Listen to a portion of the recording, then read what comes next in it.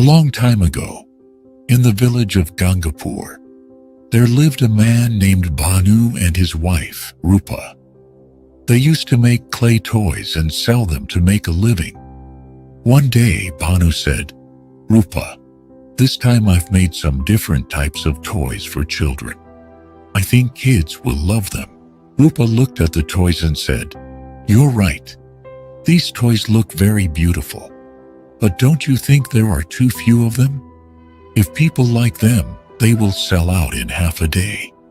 Bhanu nodded. "You're right. We need to make more toys, but the clay is finished." Rupa suggested, "You should go to Gopal's field and get some clay. His field's clay is black and smooth. It's perfect for making toys. But first, ask him for permission. Otherwise, he might ask for money later." Bhanu smiled. "All right, I'll ask him. Don't worry, I'll be back soon." Bhanu was a simple and honest man.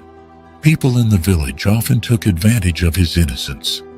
Bhanu went to Gopal's house and said, "Gopal, I need some clay. I've heard that the clay from your field near the well is very good for making toys. Can I take some?" Gopal, who was quite clever, thought, "This is a good opportunity. Bhanu is too simple. I can make him work for me." He smiled and said, "Of course, Bhanu. But since you've asked so nicely, let me give you a tip. The best clay is at the bottom of the well in my field. If you dig about 10 to 12 feet down, you'll get the perfect clay for your toys." Bhanu believed him and said, "Really? Then I'll dig 10 to 12 feet and take the best clay." Gopal thought, "Great, I'll get the well deepened without paying a single coin." Bhanu started digging. After some time, he heard a strange sound. He dug a little more and found a large pot buried in the ground. "What's this?" Bhanu wondered. He opened the pot and gasped, "Oh my God! Gold coins! So many gold coins!" Bhanu was confused. "What should I do with this? I should take it home first." He carried the heavy pot home. When Rupa saw him, she said, "You went to get clay. Why did it take you so long? And what's that pot in your hand?" Bhanu whispered, "Keep your voice down. These are gold coins." Rupa's eyes widened. "Where did you get them?" Bhanu explained, "I was digging in Gopal's well when I found this pot full of gold coins." Rupa's face lit up. "We're rich." Bhanu shook his head. "No, Rupa, these coins aren't ours. They belong to Gopal because they were found on his land. If we keep them and Gopal finds out, we might get into trouble. We have to give them back." Rupa frowned. "Are you serious? Why would you give them back?" Bhanu smiled. "Because it's the right thing to do." Bhanu took the pot of coins and went to Gopal's house. "Gopal, while digging the well, I found this pot full of gold coins.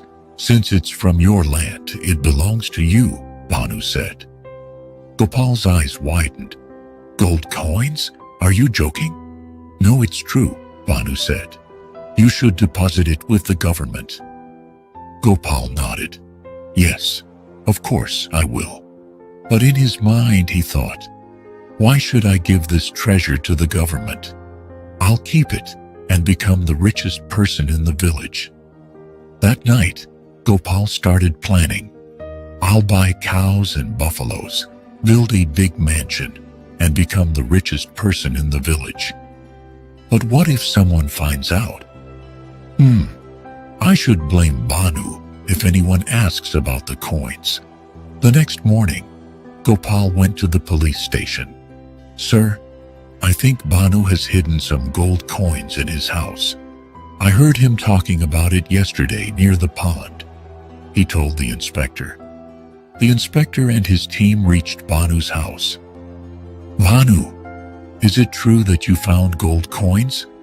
the inspector asked. "Yes, sir. found them while digging the well, but I gave them to Gopal," Bhanu said honestly. The inspector said, "We need to search your house." Bhanu replied confidently, "Please go ahead, sir. I've nothing to hide." Rupa, on the other hand, was nervous.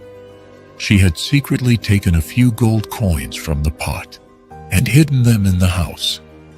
As the police searched the house, they found the hidden coins. The inspector frowned.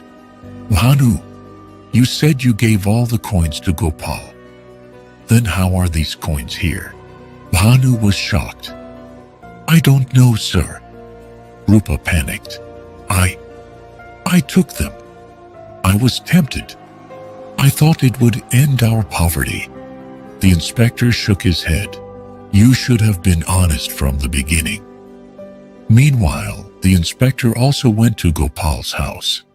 "Gopal, where are the rest of the coins?" the inspector asked. Gopal hesitated. "Coins? What coins?" The inspector said, "Bhanu gave you a pot of gold coins. Hand them over." Gopal tried to bribe the inspector. "Why don't we settle this quietly? You keep some coins, I keep the rest, and we forget about it." The inspector laughed. "You think you can bribe me? You were planning to cheat and become rich by framing Bhanu."